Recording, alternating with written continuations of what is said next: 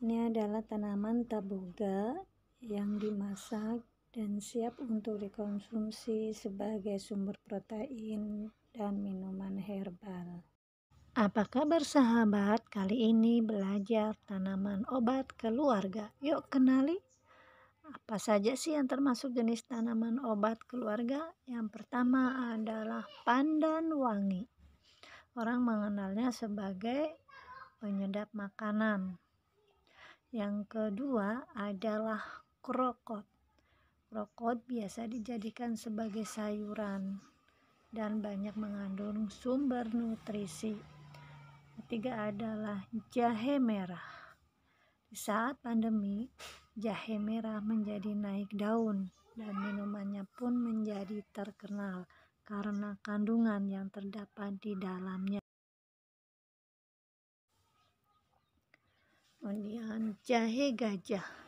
Coba perhatikan perbedaan antara jahe merah dan jahe gajah.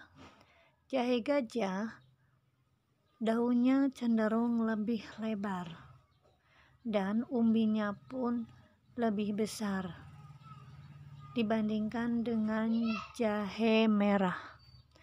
Jahe merah daunnya cenderung lebih runcing-runcing dan umbinya pun lebih kecil. Keduanya mempunyai manfaat yang sama sebagai obat anti kanker, obat masuk angin, dan sebagainya. Kemudian ada kunyit putih. Perhatikan daunnya seperti tanaman hias. Kunyit putih ini daunnya yang bercorak-corak dan berwarna-warni akan sangat indah ketika daun sudah tumbuh besar dan banyak anakannya.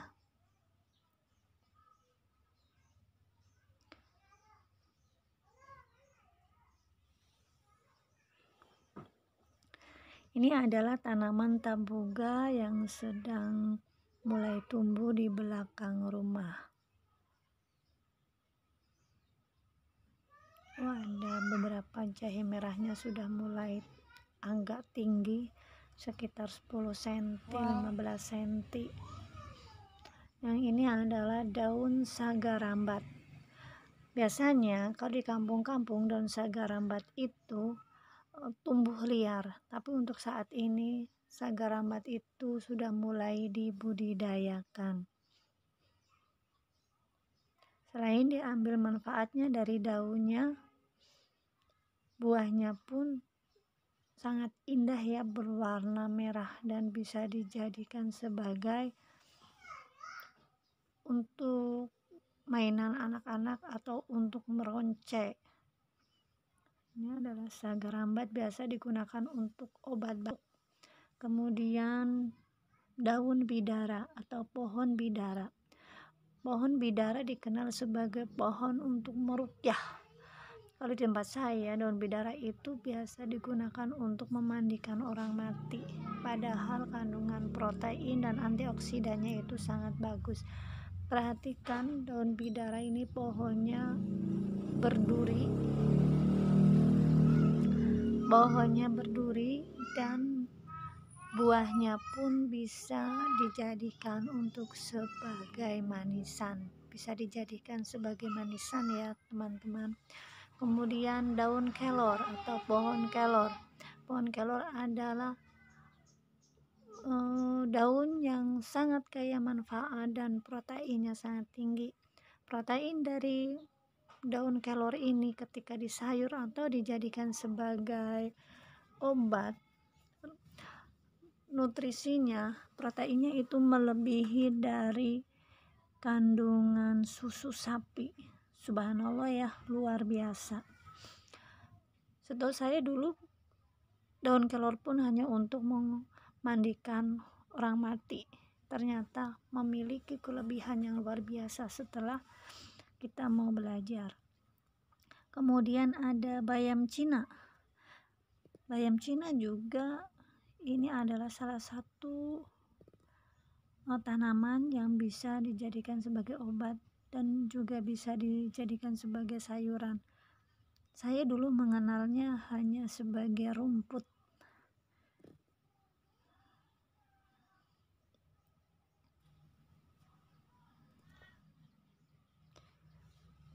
Ini ada bayam merah.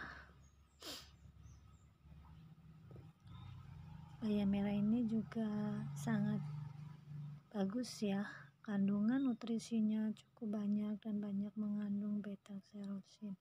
Dilihatnya pohonnya berduri.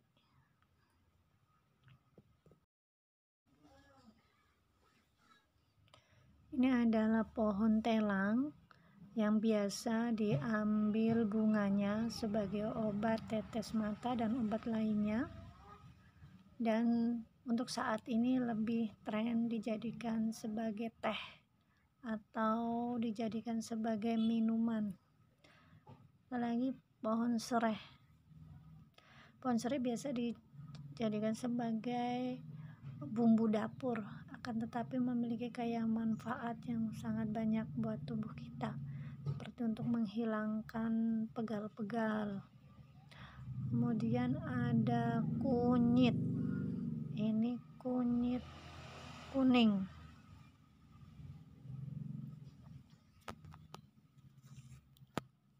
Yang umbinya bisa besar.